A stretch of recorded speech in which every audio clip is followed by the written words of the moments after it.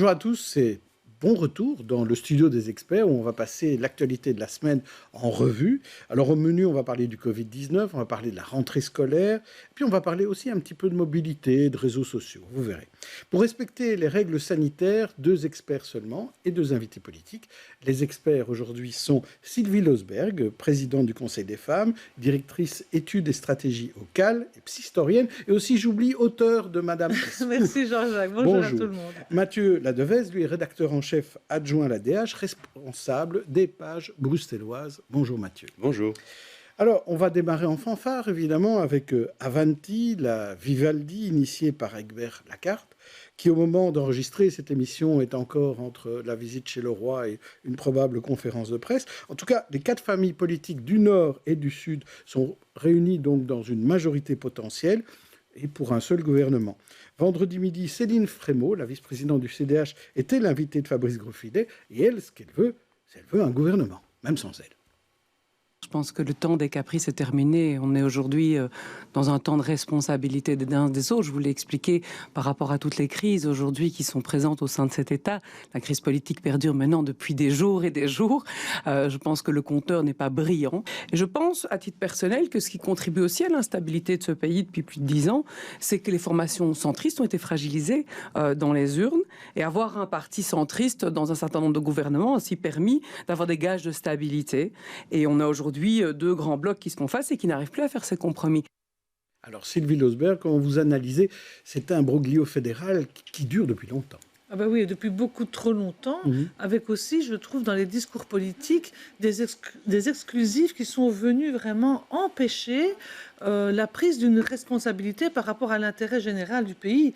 C'est quand même de ça qu'il s'agit quand on est un responsable politique.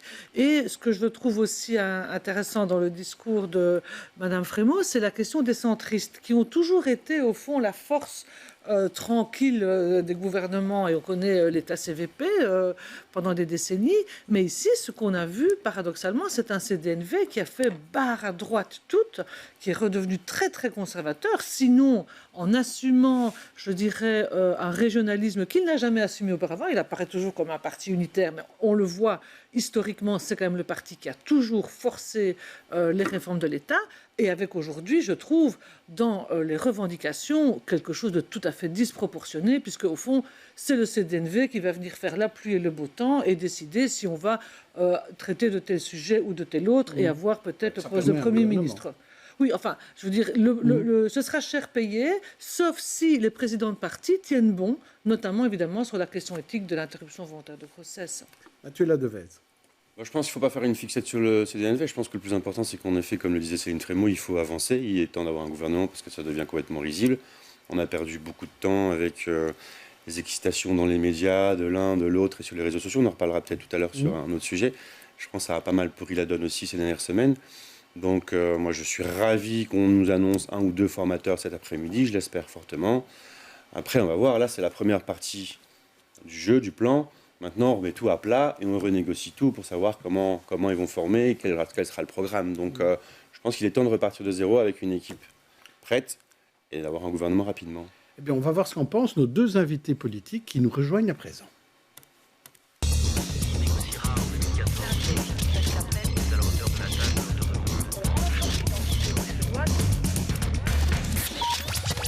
Et nous recevons Margot Deré, qui est députée bruxelloise écolo, et à ses côtés, un habitué de l'émission, Olivier Minguin, bourgmestre de Woluwe-Saint-Lambert, de Défi, bien sûr. Et première question, je la pose à Olivier Minguin, d'ailleurs. Eh bien, vous n'êtes pas dans Avanti, vous n'êtes pas en avant, vous n'êtes pas pour le progrès chez Défi. Qu'est-ce qui se passe? On vous a oublié? Bon, passons sur toutes les expressions italiennes qui ont agrémenté l'été pour dire qu'on tentait de trouver une partition commune à certains partis. D'abord, nous avons toujours dit notre disponibilité, mais là n'est peut-être pas la priorité absolue de savoir. La question est de savoir si nous sommes encore dans la capacité d'avoir un gouvernement fédéral qui a un projet fédéral ou si on était dans la logique que certains ont à un moment donné acceptée, celle que Paul Magnette et Bart de Wever ont conduite à un moment donné, qui était préparer un grand basculement institutionnel de la Belgique. Alors, je ne dis pas que ce basculement institutionnel ne viendra pas, on n'en sait rien, il faut être très prudent, vous savez. J'entendais très justement dire que l'État CVP, le CVP est toujours plein de surprises et d'improvisations qui parfois sont des calculs menés de longue date. Mais on verra. Ce qui est vrai, c'est qu'il y a une nécessité d'avoir un gouvernement qui aura quoi comme temps opérationnel? 2 ans, 2 ans et demi. La législature est quand même bien entamée. Après ça, on n'aura pas un temps indéfini. Ça risque d'être un gouvernement plutôt d'urgence socio-économique. On verra où seront les équilibres. Mais je ne crois pas que ce sera un gouvernement qui aura la marge de pouvoir assumer un vaste projet de société. Je ne crois pas que nous en serons là. Donc j'ai bien entendu un ouf de soulagement parce que c'est pas la NVA dans le gouvernement et pas de réforme La politique du pays n'a jamais été notre choix. Oui. Et chez vous, Margot Doré, c'est un ouf de soulagement ou c'est par défaut, un ouf par défaut? Mais moi, je rejoins Monsieur Minguin dans l'idée que nous avons envie d'avoir un projet en fait pour la Belgique et que là, le fait qu'on puisse réunir des partis qui défendent cette idée, en fait, c'est déjà en effet un ouf de soulagement. Parce qu'il ne faut pas oublier, on a parlé des enjeux sociaux, des enjeux économiques qui vont arriver. Il y a aussi tous les enjeux climat et environnement qui pèsent et qui sont là. Et donc tout ça va devoir être discuté. Et l'urgence, elle est là aussi. On sort d'une crise qui était très difficile. Il faut à présent que les choses soient prises en main, que cela bouge, qu'on sorte de cette gestion actuelle des choses et qu'on voit plus loin et qu'on emmène les citoyens avec nous. Mais avec ce Vivaldi-Avanti, on retrouve quand même un ensemble assez hétéroclite de partis qui n'ont pas les mêmes programmes. Comment est-ce qu'on peut concilier l'arrêt du nucléaire avec des efforts pour l'économie et pour les entreprises? Comment vous voyez ça?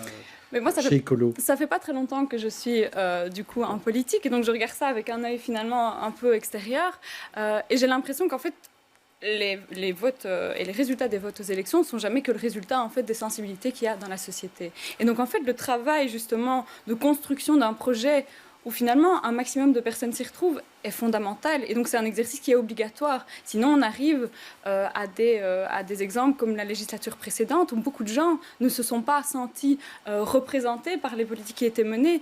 Quelqu'un s'est amusé à faire la projection par province de l'ancien gouvernement et on se rend compte que par exemple pour certaines villes wallonnes ça représentait même pas 20 ou 30% des voix qui avaient été émises par les gens. Et donc ça pour moi c'est un problème et donc il faut pouvoir construire Ici, ça va être le cas à Anvers, par exemple. Anvers, c'est moins de 40% représenté par cette majorité Vivaldi. Alors, Olivier Minguin, vous y croyez à ce groupe de la carpe et du lapin, comme dit Fabrice Grosfilet dans ses éditos? Nécessité fait loi, ne nous le cachons pas. Donc, à un moment donné, oui, il y aura sans doute ce gouvernement. Alors, attention, il peut y avoir une crispation dans la négociation, il peut y avoir un blocage sur l'un ou l'autre sujet, et on le verra notamment sur les sujets éthiques ou même sur le socio-économique. Il y a les promesses électorales ont été tellement parfois très marquées, très éloignées l'une de l'autre, que la conciliation des points de vue ne va pas être évidente, même sans la NVA. Ne nous le cachons pas. Donc, je crois que Paul Bagnette a dit que c'était peut-être pas plus facile avec certains partenaires. Bon, mais c'est sa responsabilité aussi d'avoir, à mon avis, été trop loin dans la négociation avec la NVA. Mais plus fondamentalement, on n'échappera pas à une réflexion sur l'efficacité de notre État. La crise sanitaire l'a démontré. Et je crois qu'on n'échappera pas, notamment du côté francophone, wallon et bruxellois, à aussi trouver les voies de ce que j'appellerais l'efficacité francophone. Donc, la pire des choses serait de considérer que le ouf de soulagement de ne pas voir la NVA dans une coalition nous dispenserait d'avoir une réflexion sur ce que doit être quand même l'efficacité de l'État. Parce que la crise sanitaire a démontré que... Alors moi, je ne mettrai pas tout sur le dos sur uniquement les 8 ministres de la Santé. Soyons de bon compte, mon parti n'a jamais été associé à la 6e réforme de l'État. Nous avions dit les pièges d'avoir divisé certaines compétences, notamment liées à la politique de la santé et de la sécurité sociale. Vous voulez revenir en arrière? Ce ne sera pas évident. Ne nous le cachons pas. Vous connaissez l'histoire de ce pays. À chaque étape institutionnelle, ce que généralement la Flandre a engrangé, elle ne le remet pas facilement en cause, ou elle ne remet pas dans le pot commun. C'est le moins qu'on puisse dire. Moi, je crois que ce qu'a proposé mon président de parti, François de Smet, qui est de dire, Donnons-nous le temps de ce qui nous restera de la législature pour ouvrir un temps de débat avec les secteurs concernés pour faire l'évaluation des conséquences des réformes de l'État successives sur la bonne organisation des services à rendre à la population, que ce soit dans le domaine de la santé, mais aussi dans d'autres domaines. Ce serait une nécessité d'avoir enfin un dialogue qui ne soit pas le dialogue de l'affrontement entre ceux qui veulent toujours dépecer et de ceux qui font une sorte de combat d'arrière-garde sans savoir où ils vont. Donc, fondamentalement, je crois qu'il y a un temps de débat à avoir, serein, mais ne nous le cachons pas, le rendez-vous institutionnel, qui n'est pas le rendez-vous purement de face à face entre rendez-vous en 2024. On l'aura. On l'aura. Il faut le préparer intelligemment, avec sans doute plus d'intelligence que ce qu'on a fait lors des réformes antérieures. Ouais. Margot Derez, est-ce qu'il faut se revoir entre partis francophones, là, puisque l'essentiel des partis, à part défi, va se retrouver dans ces discussions de majorité et de gouvernement. C'est peut-être l'occasion d'avoir une espèce de front francophone, de se mettre d'accord sur, je ne sais pas moi, les compétences des régions et de la Fédération Wallonie-Bruxelles, par exemple. C'est vrai qu'il y a une vision à construire commune, je pense. Je pense à, évidemment, les francophones, mais aussi pour Bruxelles, en fait, qui est souvent un peu le parent pauvre quand on discute des réformes institutionnelles. Et donc ça, je pense que c'est très important. Mais pour nous, chez Écolo, il y a aussi le fait de pouvoir avancer en parallèle avec les partenaires et flamands. En l'occurrence, nous, on travaille avec Groen. Et je trouve qu'on a quand même un bon exemple dans la gestion politique, disons, du niveau local au niveau européen, où on arrive à travailler avec d'autres partis frères et à avancer comme ça sur beaucoup de sujets. Et donc moi, je ne dissocierai pas tout, mais en effet, c'est très important qu'on ait une vision commune de tous les partis qui ont envie de donner un avenir au pays, je le répète. Peut-être très concrètement, est-ce que sur le nucléaire, est-ce que là, c'est clair que Écolo ne veut pas bouger là-dessus, dire toutes les centrales nucléaires doivent disparaître? Ou est-ce que vous êtes d'accord d'en laisser quand même quelques-unes continuer? Nous, on a un programme, on a les racines de l'écologie politique qui tirent quand même vers les militants qui sont mobilisés en son temps contre les centrales. Et aujourd'hui, il y a une loi qui existe de sortie du nucléaire qui a été votée. Pas une nouvelle loi. On verra comment ça va se passer. Je n'ai pas envie Vous êtes prudent. Mais oui, alors, parce que je ne suis pas à la manœuvre aussi. D'accord, mais vous faites partie de ceux qui votent dans les fameuses assemblées générales d'Écolo, quand même. Oui, bien sûr. Alors, sur l'IVG, est-ce que là, il faut accepter de renégocier des éléments pour contenter le CDNV? Alors, vous avez devant vous, je crois, une des militantes pour les droits des femmes les plus mobilisés et motivés sur la question. Et donc, je pense qu'on l'a dit, on l'a redit, mais le corps des femmes n'est pas un objet de marchandage politique. Et Madame Losberg est sans doute, je la vois acquiescer, d'accord avec moi là-dessus. Et donc, en effet, non, ce n'est pas possible. Ce n'est pas possible, à notre époque, en 2020, de revenir avec ces débats. On ne peut pas revenir sur la durée, par exemple, pour le temps de l'IVG. On ne peut pas revenir à une période un peu qui fera sans doute, qui sera plus acceptable pour le CDNV. Écoutez, j'ai l'impression que ce n'est pas ça qui bloque le plus, en fait. J'ai l'impression que c'est carrément le package complet qui pose un problème, en fait. Et donc, c'est là que c'est plus problématique. Ça veut dire qu'on se sert de ça pour bloquer, en fait, un projet positif. On va voir l'avis d'Olivier Maguin sur ces deux dossiers-là, sur le nucléaire et sur l'IVG. Sur le nucléaire, bon, je connais un peu le jeu politique entre ce qui est dit dans la loi et ce qui sera peut-être... Alors, on ne touchera peut-être pas à la loi. Dans les faits, 2025, c'est en principe déjà la prochaine législature. On verra ce que le gouvernement fera concrètement. La question est de savoir si nous avons la capacité, moi je souhaite avoir la production d'une énergie alternative verte, bien entendu, qui ne recourt plus. Je crois qu'il y a un accord pour dire qu'il faut aller vers la fin du nucléaire. Sur le principe. Pour des raisons multiples, notamment parce que la gestion des déchets nucléaires est un vrai problème dans le temps et que c'est une vraie cause d'inquiétude. Donc, il n'y a pas de doute sur la nécessité de la sortie du nucléaire. Le temps opérationnel, ça, nous vérifierons ce que le gouvernement dira ou pas, indépendamment des termes de la loi. Alors, sur l'IVG, oui, bien entendu, il faut, et ça sera peut-être une cause de crispation dans la négociation gouvernementale, je n'en sais rien. Je ne crois pas que le CDNV soit prêt à accepter qu'il puisse y avoir une majorité alternative à la majorité gouvernementale sur ce dossier. Je crois que le CDNV va en faire une question de principe. Pas d'avancée parlementaire, législative, sans que le gouvernement soit à l'initiative. Et je crois que du côté du CDNV, la question n'est pas uniquement celle du délai dans lequel l'interruption volontaire de grossesse peut intervenir, mais c'est bien plus le principe même de la dépénalisation définitive qui, moi, me semble être la priorité absolue. Je voudrais qu'on ne se trompe pas sur nos priorités. Et sur cette question-là, pourquoi ?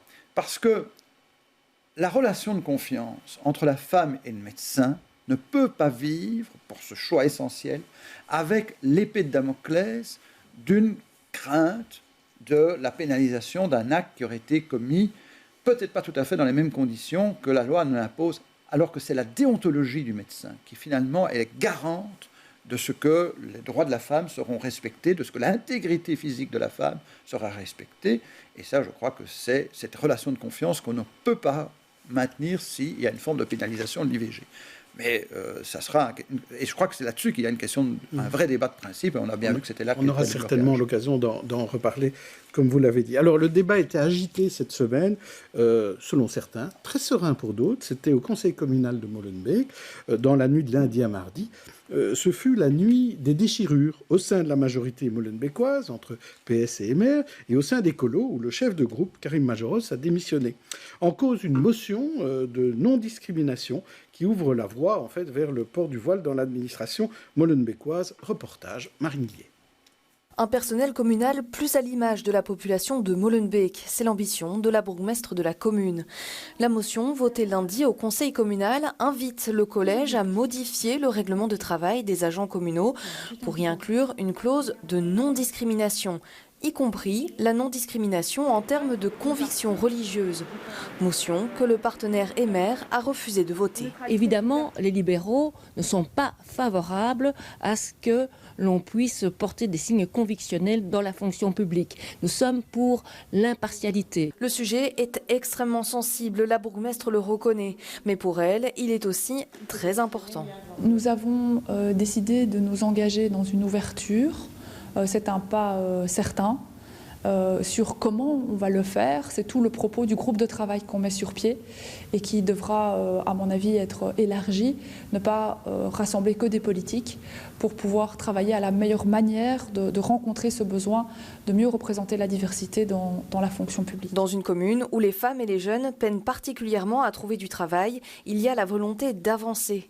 Mais pour le MR, le sujet doit être abordé de manière plus globale et ne peut être limité à la question du port du voile. Ça concerne tous les signes religieux. Et il est essentiel que justement la région bruxelloise mette des balises, à savoir quelles sont les limites que l'on met aux signes convictionnels. Une région qui ne s'est jamais positionnée sur la question. Margot Deré, vous, personnellement, est-ce que vous êtes plutôt du côté de la coprésidente Rajema Wan, qui est membre de ce conseil communal, ou du côté de Karim Majoros, l'ancien chef de groupe ? Écoutez, moi je défends le programme d'écolo pour le coup, avec lequel je suis globalement en phase et qui, donc ici on a vu au conseil communal, pour revenir sur les événements, qu'en fait il se passe ce qui se passe chez Écolo quand on n'est pas à l'aise avec un point de programme, c'est qu'on peut voter, comme on dit, en son âme et conscience et justifier son vote, c'est ce qui s'est passé. Et donc on a là il y a eu une démission derrière quand même. Oui, qui a été expliquée en interne, mûrement réfléchie et qui expliquait donc que c'était une succession un peu de contextes différents. Donc moi, rien à voir avec ce vote. Je ne dirais pas que ça n'a rien à voir, sûrement que ça a pu jouer, mais en tout cas, voilà, c'est un contexte local. Et moi, comme je suis plutôt impliquée au niveau régional et de la fédération... De toute façon, la question est de savoir s'il ne faut pas en parler au niveau régional. Bien sûr. Et donc, nous, pour ça, le programme d'écolo est clair. Et l'interdiction du foulard à des postes qui ne sont pas des postes d'autorité, il faut bien le rappeler dans la proposition qui est sur la table, pose pour nous deux problèmes. D'abord, un problème par rapport aux droits des femmes. Je crois qu'on est tous autour de cette table alignés sur un horizon qui est commun, qui est celui de l'émancipation des femmes, leur laisser le libre choix de choisir leurs études, leur emploi, choisir les loisirs qu'elles souhaitent. Et du côté d'écolo, par rapport à la position, ce qu'on défend, c'est de dire on préfère prôner pour une liberté de choix, je porte le foulard ou pas, que pour une interdiction. Ça, c'est la première chose. Et j'ai l'impression qu'en fait... c'est régler un problème donc, qui est porté, on dit « Ah mais oui, il y a des femmes qui le portent parce qu'elles sont obligées de le faire par des hommes ». Et je trouve ça étonnant de solutionner un problème de droit des femmes en faisant peser en fait une interdiction sur celle qui serait une victime en fait quelque part. Dans la vision d'écolo des droits des femmes, on va davantage protéger les victimes en fait. On va punir les auteurs, les poursuivre et travailler à une sensibilisation. Ça, c'est la première chose. La deuxième chose, c'est sur l'aspect de neutralité de l'administration et de l'État, plus globalement. Donc moi, je suis profondément laïque. J'ai ma vision de la laïcité qui est très inclusive pour le coup. Et j'ai l'impression que, à la question « Est-ce que notre État aujourd'hui est neutre ou pas ?», la réponse est trop simple de dire en fait on va empêcher à des femmes qui portent le foulard de le porter et ça va régler le problème. J'ai l'impression qu'on passe en fait à côté du problème et qu'on se cantonne à une question d'apparence, alors que ce qu'on vise dans la neutralité, c'est une question d'acte posé, en fait, tout simplement. Et Olivier Minguin, le défi n'était pas présent au Conseil communal, donc il n'y a pas eu de vote. On ne sait pas quel aurait été le vote du Conseil communal. Par contre, il y a eu une prise de position du parti. Oui, très clair. On a notre position de longue date sur cette question. D'abord, ce n'est pas une question uniquement au regard des droits de la femme. Bien entendu que ça concerne, sur certains aspects, les droits de la femme aussi, mais c'est un principe général. Le principe général veut, et c'est vrai que nous sommes très attachés au principe de la laïcité de l'État, qui est pour nous la garantie du respect du pluralisme des convictions. Mais à un moment donné, il y a des circonstances, il y a des lieux, il y a des moments de responsabilité, quand on représente notamment la fonction publique ou l'autorité publique, qui font qu'on s'abstient d'afficher, de porter des signes ostentatoires de ses convictions. Quand je célèbre un mariage, je ne mets pas à ma boutonnière le logo de mon parti. Parce que, très légitimement, les gens ne s'attendent pas à ce que dans l'exercice de cette fonction, je porte un message politique, je porte la responsabilité de représenter l'autorité publique qui fait respecter la loi par tous. Et ça, c'est une responsabilité essentielle. Et c'est vrai aussi dans la fonction publique, et on pourrait parler aussi dans le domaine de l'enseignement, il y a des moments où, pour que la règle commune soit acceptée par tous, chacun doit accepter de s'abstenir de faire une sorte de querelle de symboles, de querelle d'appartenance identitaire, ou sinon vous n'avez plus une règle acceptée par tous, puisque si elle est portée par des gens qui portent un signe distinctif de leur conviction, on peut se dire que finalement la règle n'est pas commune, elle est propre de ceux qui défendent cette idéologie ou cette appartenance convictionnelle, religieuse ou autre. Ce n'est pas acceptable.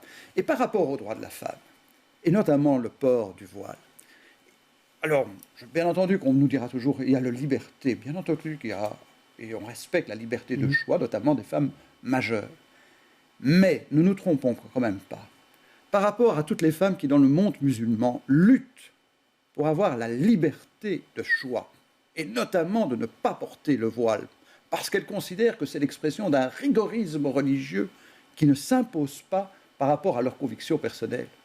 Aujourd'hui, dire que le port du voile ne serait pas en Belgique l'expression de ce rigorisme religieux imposé par une communauté très dominée par un discours masculin et d'un rigorisme excessif sur le plan religieux, c'est méconnaître quand même la discrimination dont la femme est victime dans la communauté musulmane lorsqu'elle est contrainte à porter le voile. Et pour toutes ces femmes qui luttent pour avoir leur vraie liberté, celle de l'émancipation sans être soumis au rigorisme religieux, il faut montrer que nous sommes capables, en Europe, d'être solidaires de ces femmes qui, en Tunisie, en Algérie et dans d'autres pays du monde musulman, portent cet espoir d'émancipation de la femme. Mathieu Ladevez, comment vous voyez les choses? C'est un débat qui est assez compliqué. Moi, je me suis posé la question du pourquoi remettre ce débat-là sur la table maintenant. Je pense qu'il y a quand même une portée ou une vision électoraliste quand on connaît les deux auteurs, les deux conseils communaux qui ont porté le projet sur la table. C'est un conseil communal SPA, une conseillère communale SPA et un conseil communal PS. Oui. Donc, d'autant qu'apparemment, quand on lit un peu dans la presse, je pense qu'il y a une certaine tolérance qui existe déjà à Molenbeek. Donc, il n'y avait pas vraiment d'opportunité cruciale de porter ce débat-là maintenant. Moi, je suis quelqu'un de laïque à la base. Donc, pour moi, la religion, ça reste chez soi et ça ne va pas venir sur la table publique. Je sens un mais. Il y a un petit mais dans le sens où je suis quand même quelqu'un de pragmatique et je me dis que, quelque part, si ça peut permettre à des personnes de travailler ou de pouvoir accéder à l'emploi, entre autres, moi, ça ne me gêne pas personnellement. Après, je comprends tout à fait le combat des femmes dont vous parlez il y a 2 minutes. Et en effet, ça pose d'autres questions qui méritent d'être posées. Il ne faut pas occulter, c'est très, très compliqué. Sylvie Losberg. Oui, donc moi j'ai une double casquette. Donc à la fois je travaille au Centre d'action laïque où on a une position qui est très claire, c'est de dire qu'en Belgique, le voile est autorisé, sauf dans l'enseignement obligatoire et dans la fonction publique. Donc ça, il faut quand même le rappeler qu'on n'est pas dans un pays qui interdit le voile. Il y a 2 exceptions à l'autorisation qui est générale.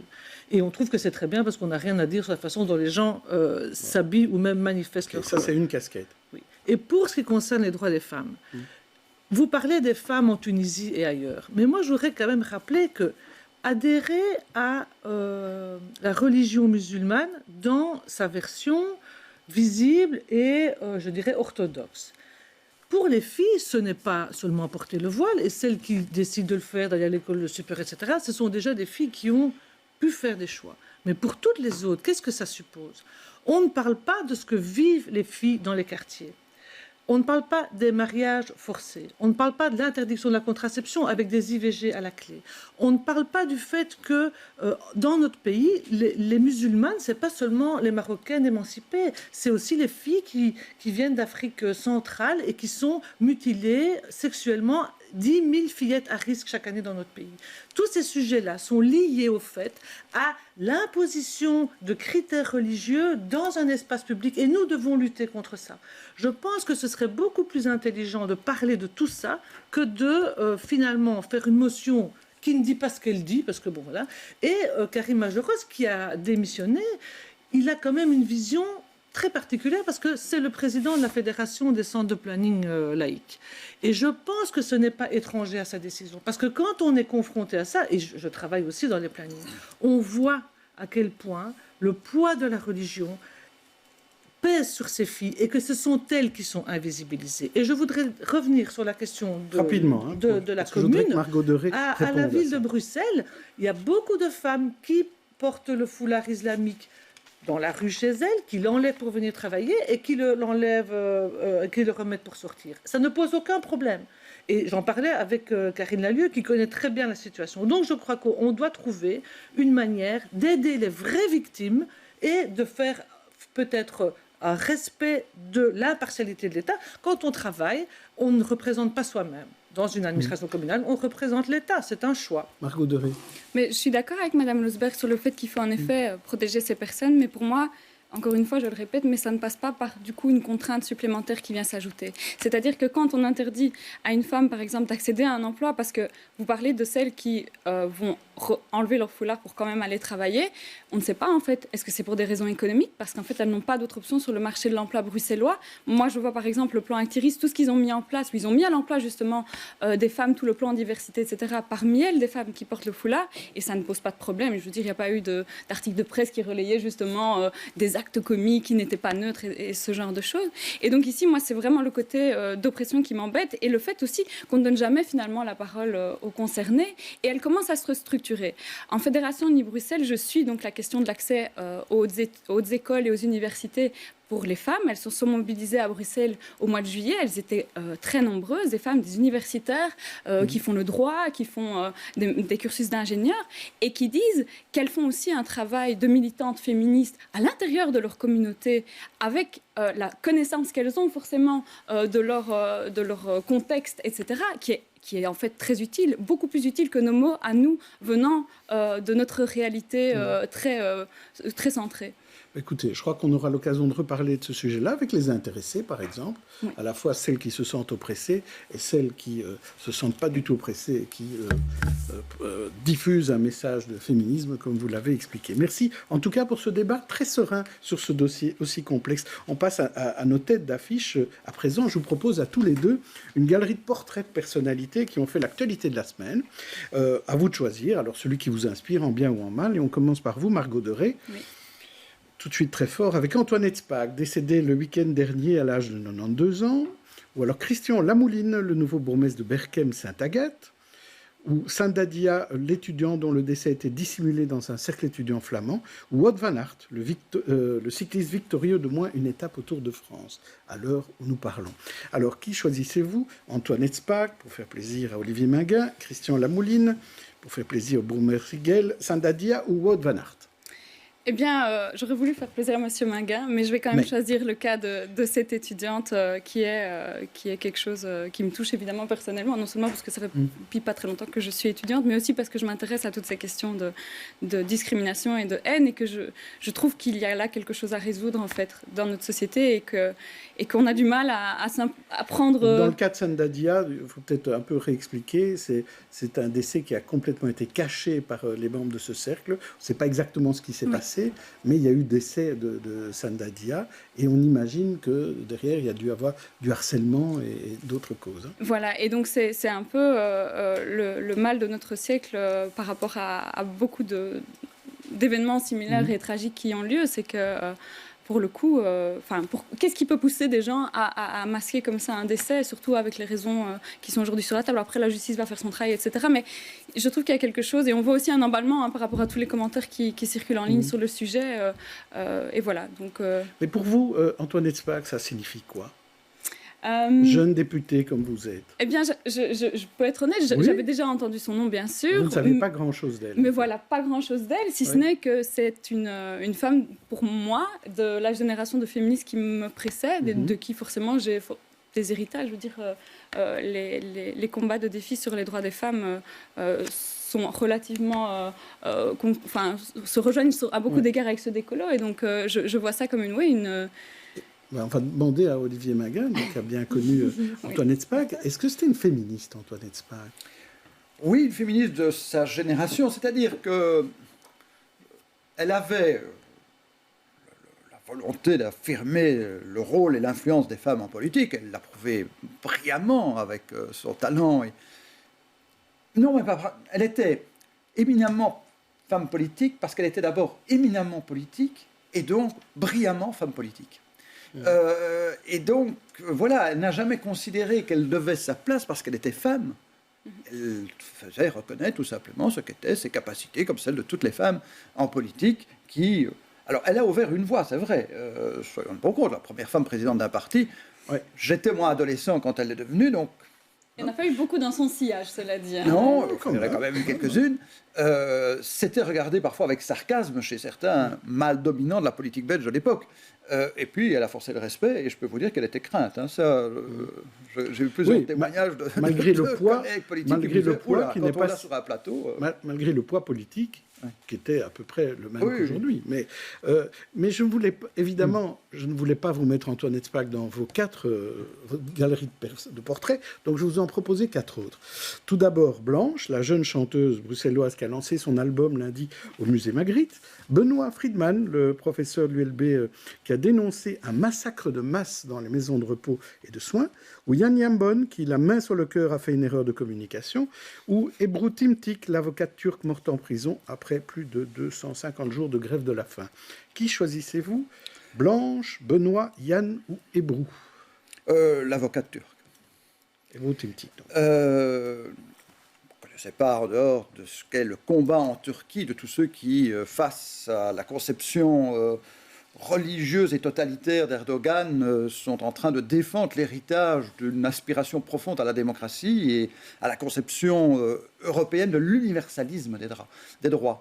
On est quand même dans un monde actuel où le grand débat qui va se poser, c'est entre ceux qui conçoivent la défense des droits fondamentaux, des libertés humaines comme étant une conception universelle qui s'impose, quelles que soient les appartenances culturelles, quelles que soient les convictions personnelles, même les plus intimes, si je puis dire, sur le plan religieux ou philosophique, et ceux qui considèrent que finalement on doit accepter l'émergence de puissances, notamment aux portes de l'Europe, qui vont porter un message qui est le contraire de ce qu'est l'aspiration de l'Europe, l'aspiration profonde de l'Europe, après ce que nous avons vécu au cours de 2 guerres mondiales. Donc, je crois que là, le courage de ces femmes, et ce n'est pas le hasard si c'est une femme qui, malheureusement, à la suite d'un choix courageux, il faut avoir le courage de faire la grève de la faim et de mourir de faim jusqu'au bout, ces femmes qui portent en Turquie ce message-là, nous devrions mobiliser en Europe un soutien beaucoup plus actif, parce qu'il y a la capacité en Turquie, si on laisse aller la Turquie vers ces régimes totalitaires dominés par une conception rigoriste, une fois de plus sur le plan religieux, nous allons perdre l'élan démocratique d'une société qui était remarquablement dynamique au port de l'Europe et qui peut servir d'un rayonnement essentiel dans toute une partie du bassin méditerranéen. Le combat pour la démocratie en Turquie est un combat essentiel dans les équilibres géopolitiques de l'Europe. Alors, je vais vous demander à tous les deux d'un peu réduire vos interventions. Comme ça, on pourra faire tous nos sujets. Et je voudrais quand même vous montrer 5 infos de la semaine. Vous allez en choisir une chacun. Rouler à 100 km/h sur le ring, la nouvelle règle depuis le 1er septembre. 44% des vélos en plus à la rentrée. La couverture blackface du VIF. Charlie Hebdo qui a republié les caricatures au moment où son procès démarrait. Le procès, évidemment, des complices de l'attentat. Ou l'ULB qui prête ses auditoires au théâtre. Eh bien, Margot, à vous de choisir peut-être une info qui vous intéresse particulièrement. Bon, la couverture blackface du VIF, ça m'énerve. Ça vous a énervé, ça? Oui, et j'en ai pas beaucoup parlé parce que voilà, mais ça m'embête parce que ça montre à nouveau à quel point le fait qu'il y a un manque de diversité à plein de niveaux dans notre société, et ça inclut aussi dans un média comme le VIF, peut mener à ce qui n'est pas intentionnel. Je crois j'espère en tout cas que de la part des graphistes et des équipes marketing, il n'y avait pas une volonté de blesser les gens. Mais chez nous, ils ont noirci les visages de personnalités importantes. C'est ça. Qui elles-mêmes ont dit qu'elles n'étaient pas toutes d'accord avec ce qu'on avait fait de leur visage. On ne leur a pas demandé leur avis. Et vous, Olivier Minguin, une info? Charlie Hebdo. Et ça me ravit. Ça vous ravit qu'ils aient eu l'audace de republier les caricatures? Oui, et soyons clairs. On est Charlie sans dire mais non. On est Charlie parce que la liberté d'expression a, dès lors qu'il n'y a pas d'incitation à la haine et à la violence, bien entendu, est absolue. Sans l'audace même de la provocation, il n'y a pas de liberté d'expression. Et donc, en cela, tous ceux qui disent « oui, je suis solidaire de ceux qui ont été victimes, mais je... » Non. On est pour la liberté avec ce que ça comporte de provocation, tout simplement d'éveil à la critique. Donc, il n'y a pas à l'audace de remettre en cause ce que l'on croit être intangible. Ben oui, ça fait du bien. Voilà, c'est un bon premier cours, un bon premier sujet pour la rentrée scolaire. On pourrait en parler à l'école. Par exemple, c'était lundi, les nouveautés, il y a l'enseignement obligatoire à partir de 5 ans, et puis aussi il y a le port du masque pour les plus de 12 ans. On est allé à l'atelier Boxtal, difficile à dire, avec Sabine Ringelheim et Nicolas Skenartz. C'est leur première heure de cours de l'année. Et cette rentrée-ci, ils ne risquent pas de l'oublier. Qu'est-ce que ça t'a fait d'arriver à l'école et de voir tout le monde masqué? Ça fait un peu spécial, voilà. Parce qu'on ne voit pas les têtes des personnes, voilà, on ne voit pas toutes leurs têtes. Ça fait bizarre, mais après on s'habitue. Les masques devant la bouche et le nez pendant quasi toute la journée. Dans cette classe de 2e secondaire de l'Athénée Émile Boxtal, toutes et tous respectent la consigne à la lettre, même si c'est sûr, il faudra s'y habituer. C'est gênant vis-à-vis de la respiration parce que c'est essoufflant. Après, on est essoufflé et on ne peut pas retirer le masque, genre juste un peu pour respirer. Avec les lunettes, c'est pas vraiment facile parce qu'il y a beaucoup de buée, mais s'il faut, il faut. Oui, je comprends. C'est avant tout pour notre bien à nous, mais aussi pour le bien des autres. Pour d'autres, cela ne change finalement pas grand-chose. Certains y trouvent même des avantages. Ça va, ça ne me dérange pas trop de le porter. On peut être plus discret pour, par exemple, bâiller, pour parler avec les copains et tout ça. Il faut dire qu'à ce stade, la joie de se retrouver l'emporte sans doute sur les inconvénients du masque. Je pense que c'est à l'usure, au quotidien, qu'on aura des journées complètes où là, je crains que le port du masque soit vraiment un moment désagréable et usant à la longue. Dans la cour de récréation, le directeur veille au grain. Pas question de descendre à la récré non masqué. Mademoiselle, c'est sur le nez le masque, merci. On sait bien que pour les élèves de 2e, 3e année qui sont à un âge où on conteste l'autorité, on va peut-être devoir un peu jouer aux gendarmes. Pour les autres, je pense qu'ils sont assez conscients des risques. Il reste confiant et conscient aussi qu'il faudra continuer à sensibiliser les élèves. Monsieur Mathieu, n'oubliez pas de mettre le masque, s'il vous plaît. Qu'est-ce que vous en pensez? J'ai du mal. Ouais. Déjà, ce sont des images qui font peur, qui sont effrayantes, donc quelque part, voilà, c'est triste pour ces enfants, c'est triste pour nous, et c'est triste de voir les gens dans la rue tous masqués. Pour moi, c'est l'expression de la faillite des pouvoirs publics en général dans la gestion de cette crise, de cette pandémie, parce qu'on impose quelque chose au plus grand nombre. Je ne conteste pas la décision, bien évidemment, parce qu'on n'a pas réussi à anticiper la crise quand elle est arrivée, alors qu'on aurait pu le savoir, on aurait pu l'anticiper, notamment en matière de testing ou de tracing. Donc malheureusement, on fait porter le chapeau, en tout cas on fait porter la charge de cette crise sur le dos du citoyen, et pire encore, sur le dos des enfants. C'est dramatique, et le problème, c'est que c'est parti pour durer, parce que, en tout cas, à Bruxelles, on n'est pas en dessous des 50, on n'est pas encore là d'y arriver, et c'est pas parce qu'on va arriver à 49,9 qu'on va arrêter le masque. Non. Donc c'est on les est parti 50 contaminations pour 100 000 habitants. Pour 100 000 Pardon, habitants. excusez-moi. Ouais. Et donc, on est encore parti pour devoir porter le masque pendant longtemps à Bruxelles et dans les écoles. Olivier Minguin, on s'est trompé là-dessus, le pouvoir politique s'est trompé. Le port du masque s'était imposé comme une nécessité, bien sûr. En effet, faute d'avoir anticipé d'autres mesures. Début cette semaine, moi j'ai réuni les directeurs des maisons de repos de ma commune. Parce que je voulais voir ce qu'il en était de la fréquence des tests en maison de repos par rapport au public à risque que représentent les personnes âgées et aussi tout le personnel soignant.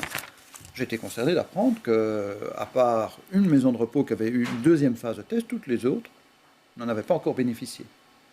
Depuis la première phase où le ministre Marron l'a annoncé. Modalité, pour le moment, grand point d'interrogation. Alors, je dirais volontiers, moi, j'ai pas de problème à reconnaître, même si j'ai été très audacieux quand la crise a commencé en prenant un arrêté de police qui visait à interdire le retour dans les lieux de grande fréquentation à institutions publiques de personnes qui revenaient vraiment des zones à grand risque. Vous étiez plus dur que les autres. Oui, j'avais anticipé, et je crois que si ça avait été généralisé, c'eût été mieux, parce que moi, je ne cherchais pas à faire une mesure uniquement pour Olivier Saint-Lambert, je donnais un signal d'alarme à tout un chacun. Je crois que ce qu'on n'a pas accepté tout de suite, c'est de reconnaître qu'il fallait casser les chaînes de transmission. Voilà, là, on ne lutte pas contre un virus sans casser les chaînes de transmission, et donc ça suppose qu'il y ait des formules, à un moment donné, d'isolement de ceux qui représentent le plus grand risque de propagation parce qu'ils sont infectés.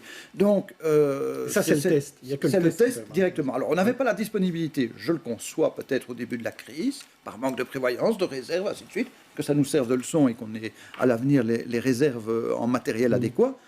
Mais en tout cas, je ne pourrais pas accepter qu'on ne soit pas capable de faire maintenant des tests à intervalles très réguliers pour les personnes à risque. Margot Deré, une réponse par rapport à ça, parce que vous connaissez au niveau du Parlement bruxellois, il y a des commissions, donc vous discutez de tout ça. Alain Marron vient souvent s'expliquer pourquoi si peu de tests.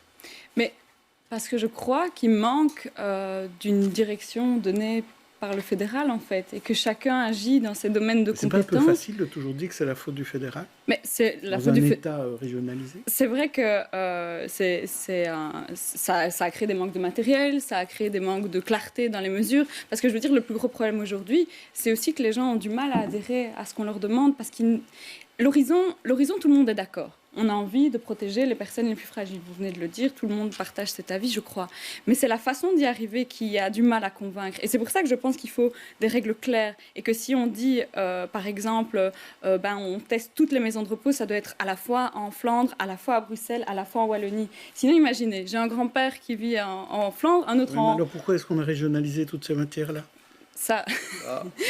Nous n'étions pas la 6e réforme de l'État, mon parti n'y était pas, le vôtre, oui. Mais Margot Deré n'était pas encore députée. Non, je parle de la continuité des partis. Oui, bien sûr. Mais donc, c'est qu'il y a un problème. Pourquoi est-ce qu'à Bruxelles, on ne peut pas tester davantage? Qu'est-ce qui empêche finalement de tester? Puisqu'on fait parfois des règles spécifiques dans certaines communes.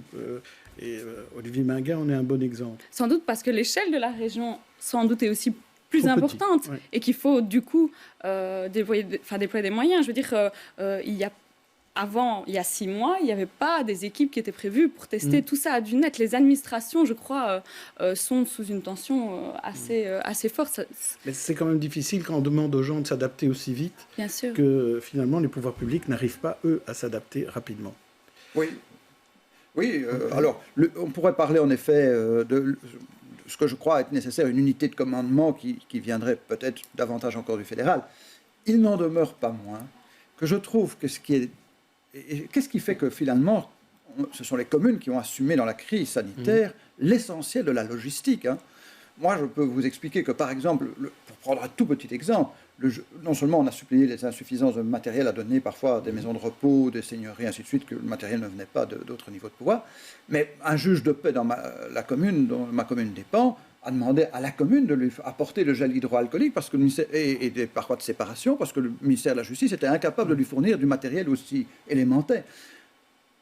Alors que les entreprises se débrouillaient. Les communes qui sont si souvent décriées, notamment à Bruxelles, sans les communes, pas uniquement à Bruxelles, mais dans tout le pays, sans les communes, la logistique pour faire face à la situation de crise n'était pas assumée. Alors, sur cette thématique-là, j'aimerais qu'on aille plus loin, en fait, parce qu'il y a eu beaucoup de débats sur les réseaux sociaux, entre experts et politiques. On a l'impression que les débats se font sur les réseaux sociaux plus que dans d'autres arènes. Et notamment vous, Margot Doré, vous utilisez beaucoup les réseaux sociaux. Vous en êtes parfois victime, vous aussi. Est-ce que là-dessus, il faudrait de nouvelles règles ? Je crois que les règles, elles existent dans la loi. On ne peut pas harceler quelqu'un, on ne peut pas l'insulter, enfin on ne peut pas le menacer, on ne peut pas avoir de propos racistes. Ce qu'il y a, c'est qu'aujourd'hui, sur le débat en ligne, il y a deux choses qui ont été permises par les réseaux sociaux. D'une part, c'est tous les mouvements de libération de la parole. Je pense à MeToo, je pense à plein d'autres occasions où ça a montré, donc ça, permis c'est positif, voilà. Et puis il y a le revers de la médaille, c'est-à-dire qu'en libérant la parole de façon générale, des personnes se sont senties légitimes à avoir des propos qui sont illégaux.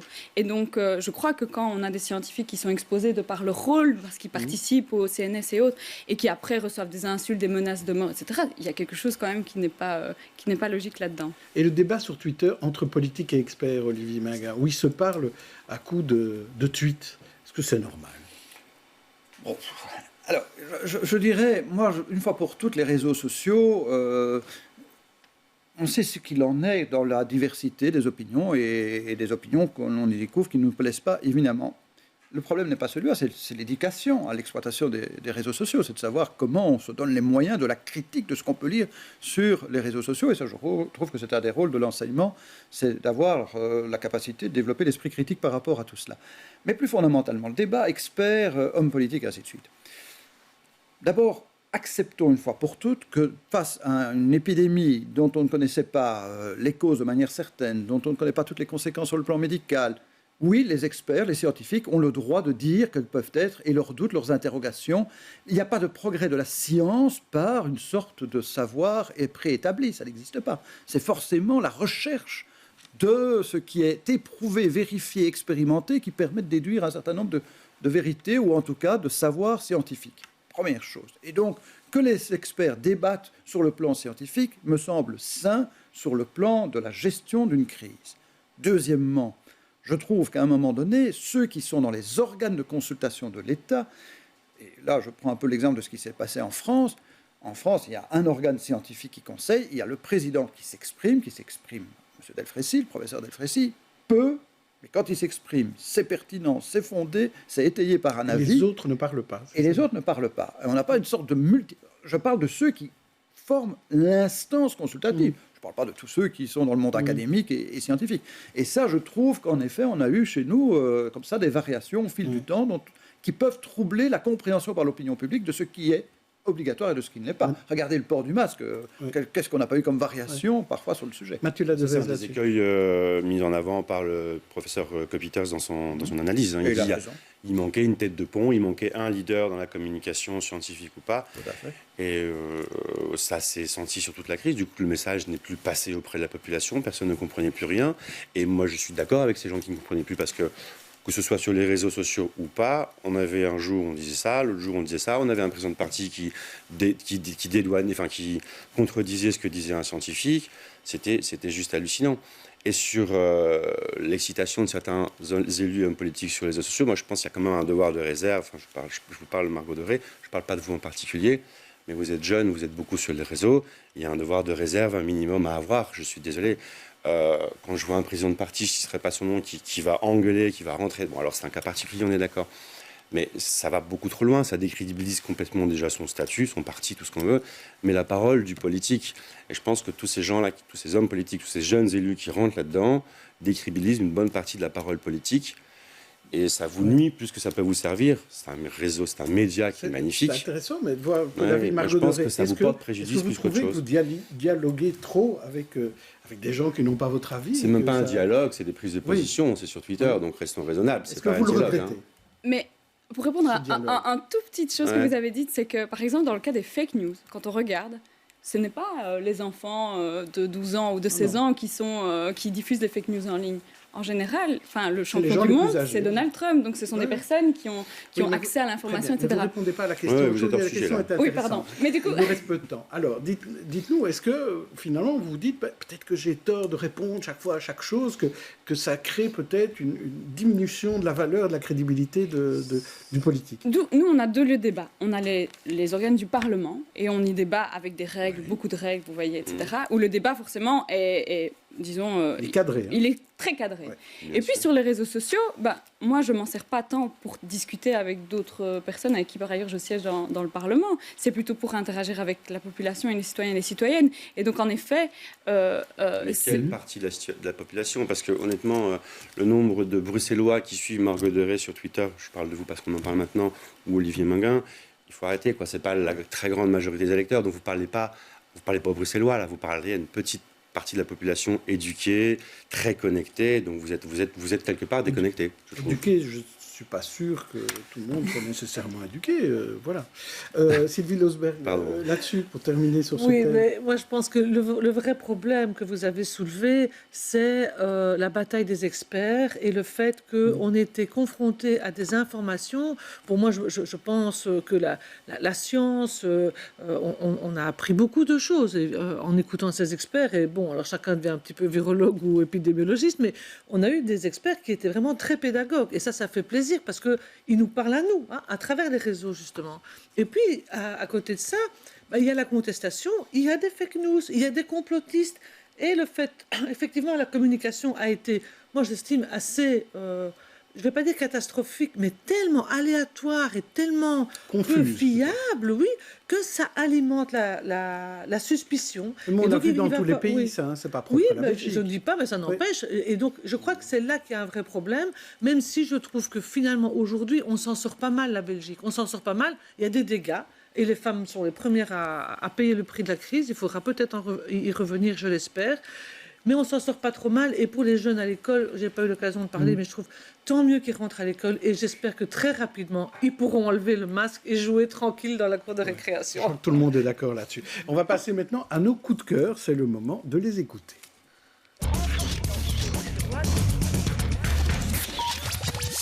Et Sylvie, c'est vous qui commencez justement. Eh bien oui, je vais faire un petit peu de promotion pour l'Université d'automne du Conseil des femmes francophones. C'est la 2e édition et nous avons toute une journée consacrée à notre campagne qui s'appelle « La pauvreté aussi est sexiste » avec des tables rondes avec des experts qui vont venir nourrir des ateliers l'après-midi où on va travailler soit avec des slams, soit avec des prises de parole, ateliers web sur comment on va communiquer pour que notre pays et les instances prennent la mesure de ce fléau qui est la précarisation des femmes et des femmes avec leurs enfants. Donc tout le monde est le bienvenu, mais il faut s'inscrire et il faut être marrainé par une membre du conseil. Et je vais donner une invitation à Margot, évidemment, elle est la bienvenue. C'est le 18 septembre à l'hippodrome de Boisfort. Oui, et puis peut-être quelques invitations pour toute l'équipe d'Olivier Minguin. Avec grand plaisir. Il y a des femmes parmi elles. Absolument. Oui, pas de discrimination, je suppose, quant à l'admission. Absolument.